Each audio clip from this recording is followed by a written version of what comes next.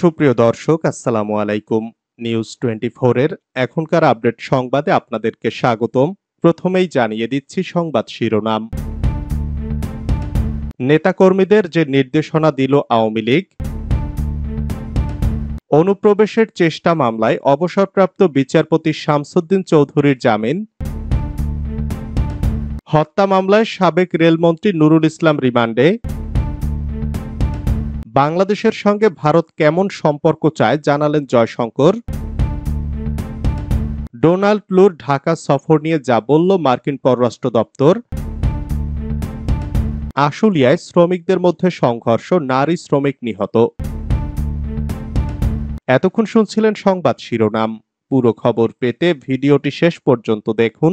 সর্বশেষ সংবাদ পেতে চ্যানেলটি সাবস্ক্রাইব করুন। এবার বিস্তারিত। নেতাকর্মীদের যে নির্দেশনা দিল আওয়ামী লীগ। দেশে চলমান পরিস্থিতিতে দলীয় নেতাকর্মীদের আইনের আশ্রয় প্রার্থনা করা সহ দুটি নির্দেশনা দিয়েছে আওয়ামী লীগ। মঙ্গলবার দলটির ভেরিফাইড ফেসবুক পেজে এক পোস্টের মাধ্যমে এই নির্দেশনা দেওয়া হয়। এতে বলা হয়, জাতিসংঘের মানবাধিকার কমিশনের তথ্য অনুসন্ধান টিম এখন বাংলাদেশে। তারা 1 জুলাই থেকে 15 আগস্ট পর্যন্ত ঘটে যাওয়া সব ঘটনার তথ্য সংগ্রহ করবে এবং গোপনীয়তা রক্ষা করবে। নির্দেশনায় বলা হয়, আওয়ামী লীগ ও সহযোগী সংগঠনের নেতাকর্মীদের ও তাদের পরিবারের প্রতি জরুরি নির্দেশনা। আপনি বা আপনার পরিবারের সঙ্গে ঘটে যাওয়া অত্যাচার, নির্যাতন, হত্যাকাণ্ড, ভাঙচুর, লুটপাট ও অগ্নিসংযোগের ঘটনার বিবরণ লিখে থানায় অভিযোগ দিন। অভিযোগ না নিতে চাইলে সাধারণ ডায়েরি করুন। এতে আরো বলা হয়, যদি সাধারণ ডায়েরিও করতে না দেয়, আমরা জাতিসংঘের তদন্ত টিমের কাছে দলীয়ভাবে অভিযোগ দেব। এছাড়া সব ঘটনার তদন্ত ও বিচার দাবি করা হবে। অনুপ্রবেশের চেষ্টা মামলায় অবসরপ্রাপ্ত বিচারপতি শামসুদ্দিন চৌধুরীর জামিন। ভারতে অনুপ্রবেশের চেষ্টার অভিযোগে হওয়া মামলায় অবসরপ্রাপ্ত বিচারপতি এইচ.এম. শামসুদ্দিন চৌধুরীর জামিন মঞ্জুর করেছেন সিলেটের আদালত। মঙ্গলবার সকালে সিলেটের অতিরিক্ত চিফ জুডিশিয়াল ম্যাজিস্ট্রেট আদালতের বিচারকে আদেশ দেন। এর আগে তার পক্ষে সরকার নিযুক্ত আইনজীবী জামিনের আবেদন করেন। জামিনের বিষয়টি নিশ্চিত করেছেন আদালতের পুলিশ পরিদর্শক জমশেদ আলম। তিনি প্রথম আলোকে বলেন, সিলেটে করা মামলায় জামিন পেলেও এইচ.এম. শামসুদ্দিন চৌধুরীর বিরুদ্ধে দেশের বিভিন্ন থানায় মামলা থাকায় তিনি মুক্তি পাচ্ছেন না। এর আগে সেনাবাহিনী ও পুলিশের কড়া নিরাপত্তার মধ্যে আজ সকাল 9:15টার দিকে শামসুদ্দিন চৌধুরীকে আদালত প্রাঙ্গণে আনা হয়। আইন শৃঙ্খলা রক্ষাকারী বাহিনীর সদস্যরা মানব ঢাল তৈরি করে তাকে এজলাসে তোলেন। হত্যা মামলায় সাবেক রেলমন্ত্রী নুরুল ইসলাম রিমান্ডে। রাজধানীর যাত্রাবাড়ী থানায় দায়ের করা ইমরান হাসান হত্যা মামলায় সাবেক রেলমন্ত্রী নুরুল ইসলাম সুজনকে 3 দিন রিমান্ডে নিয়ে জিজ্ঞাসাবাদ করার অনুমতি দিয়েছেন আদালত। ঢাকার চিফ মেট্রোপলিটন ম্যাজিস্ট্রেট আদালত আজ মঙ্গলবার এই আদেশ দেন। এর আগে নুরুল ইসলামকে আদালতে হাজির করে এই মামলায় 5 দিন রিমান্ডে নেওয়ার আবেদন করে পুলিশ। আসামি পক্ষ থেকে রিমান্ড নামঞ্জুর চেয়ে জামিন আবেদন করা হয়। উভয় পক্ষের শুনানি নিয়ে আদালত তার 3 দিনের রিমান্ড মঞ্জুর করেন।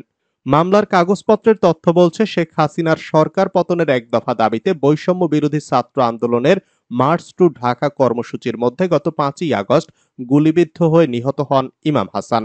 গতকাল সোমবার রাত 10টার দিকে নুরুল ইসলামকে গ্রেপ্তার করা হয় বলে জানান ঢাকা মহানগর পুলিশের ওয়ারী বিভাগের উপকমিশনার মোহাম্মদ সালেউদ্দিন। বাংলাদেশের সঙ্গে ভারত কেমন সম্পর্ক চায় জানালেন জয়শঙ্কর। ছাত্র জনতার গণ অভ্যুত্থানে দেশ থেকে ভারতে পালিয়ে গেছেন শেখ হাসিনা। তার পতনের পর থেকে বাংলাদেশের সঙ্গে সম্পর্কের টানাপোড়েন চলছে। ভারতের দুদেশের সম্পর্ক নিয়ে স্থানীয় গণমাধ্যমের পাশাপাশি বিভিন্ন আন্তর্জাতিক গণমাধ্যমে চলছে চুলচেরা বিশ্লেষণ। এমন পরিস্থিতিতে ভারতীয় পররাষ্ট্রমন্ত্রী এস জয়শঙ্কর বলেছেন, তারা বাংলাদেশের সঙ্গে সম্পর্ক স্থিতিশীল রাখতে চান। মঙ্গলবার এনডিটিভিকে দেওয়া এক সাক্ষাৎকারে তিনি এসব কথা বলেন। জয়শঙ্কর বলেন, আমরা বাংলাদেশের সঙ্গে সম্পর্ক স্থিতিশীল রাখতে চাই। প্রতিবেশীরা একে অপরের উপর নির্ভরশীল। তিনি বলেন, বাংলাদেশে যা ঘটবে সেটি তাদের অভ্যন্তরীণ বিষয়। বাংলাদেশ আমাদের প্রতিবেশী এবং আমাদের পক্ষ থেকে তাদের সঙ্গে সম্পর্ক স্থিতিশীল রাখতে চাই। আমাদের মধ্যে ভালো বাণিজ্যিক সম্পর্ক আছে। আমাদের জনগণের মধ্যে সম্পর্ক ভালো। আমরা সম্পর্কটা এভাবেই রাখতে চাই। ডোনাল্ড ট্রুর ঢাকা সফর নিয়ে যা বলল মার্কিন পররাষ্ট্র দপ্তর। দক্ষিণ ও মধ্য এশিয়া বিষয়ক সহকারী মার্কিন পররাষ্ট্রমন্ত্রী ডোনাল্ড লুর ঢাকা সফর নিয়ে দেশটির পররাষ্ট্র দপ্তরের মুখপাত্র ম্যাথিউ মিলার বলেছেন, বাংলাদেশের অর্থনৈতিক প্রবৃদ্ধি, আর্থিক স্থিতিশীলতা, সুশাসন এবং উন্নয়নের প্রয়োজনে যুক্তরাষ্ট্র কিভাবে তাদেরকে সহযোগিতা করতে পারে এ বিষয়ে লু অন্তর্বর্তী সরকারের গুরুত্বপূর্ণ উপদেষ্টাদের সঙ্গে বৈঠক করেছেন। তিনি সেখানে একজন মার্কিন সহায়তাকারী প্রতিনিধি হিসেবে উপস্থিত আছেন। বাংলাদেশের জনগণের জন্য উজ্জ্বল এবং সমৃদ্ধশালী ভবিষ্যৎ গড়তে এবং সেখানে সুশাসন ও বাণিজ্য প্রসারিত করতে $200 মিলিয়ন বেশি মূল্যের একটি চুক্তিতে স্বাক্ষর করেছে যুক্তরাষ্ট্র। এক সাংবাদিক প্রশ্নের জবাবে স্থানীয় সময় সোমবার যুক্তরাষ্ট্রের পররাষ্ট্র দপ্তরের নিয়মিত ব্রিফিংয়ে তিনি এসব কথা বলেন। ডোনাল্ড লুর ঢাকা সফর সম্পর্কে ওই সাংবাদিক প্রশ্নে করেন, বাংলাদেশের ডোনাল্ড লুর বৈঠক সম্পর্কে আপনার জানা আছে? আরো বিস্তারিতভাবে বলতে গেলে বাংলাদেশের অন্তর্বর্তী সরকারের প্রধান অধ্যাপক ডক্টর মোহাম্মদ ইউনূসের সঙ্গে বোঝাপড়া এবং বাংলাদেশ যেদিকে যাচ্ছে তা যুক্তরাষ্ট্র কিভাবে মূল্যায়ন করে। এছাড়া যুক্তরাষ্ট্রের একটি ঘোষণা আছে, তারা বাংলাদেশে সাহায্য করবে, সে বিষয়ে আপনাদের লক্ষ্য কি? প্রসঙ্গত, যুক্তরাষ্ট্রের অর্থ বিষয়ক সহকারী আন্ডার সেক্রেটারি ব্রেন্ট নেইম্যানের নেতৃত্বে উচ্চ পর্যায়ের 5 সদস্যের একটি প্রতিনিধি দল গত শনিবার ঢাকায় আসে। সেদিন বিকেলে 2 দিনের সফরে ঢাকায় আসেন যুক্তরাষ্ট্রের দক্ষিণ ও মধ্য এশিয়া বিষয়ক সহকারী সেক্রেটারি ডোনাল্ড লু।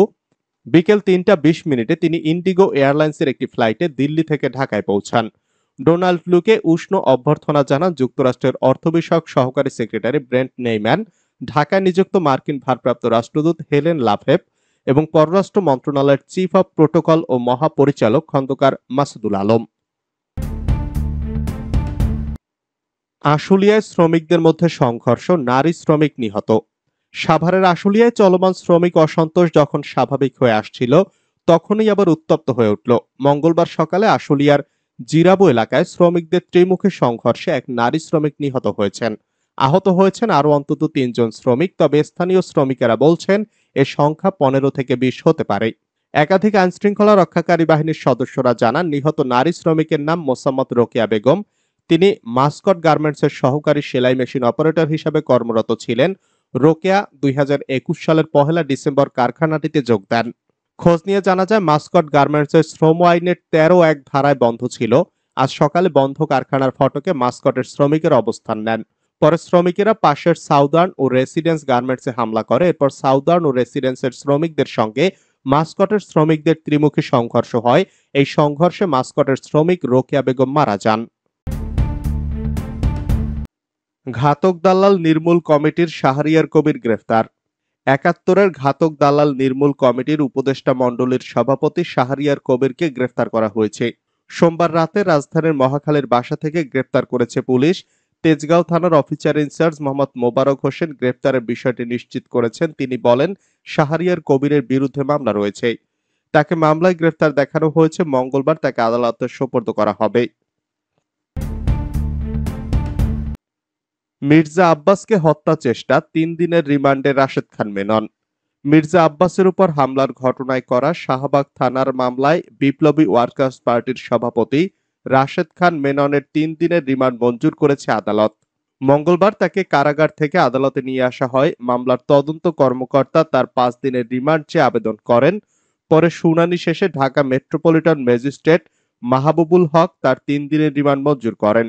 এর আগে 12 সেপ্টেম্বর সকালে ঢাকার চিফ মেট্রোপলিটন ম্যাজিস্ট্রেট আদালতের বিচারক বৈষম্য বিরোধী ছাত্র আন্দোলনে বিভিন্ন হত্যা মামলায় রাশেদ খান মেননকে কারাগারে পাঠানোর আদেশ দেন। 2018 সালের ডিসেম্বরে মির্জা আব্বাসের উপরে হামলার ঘটনায় অভিযোগ আনা হয়।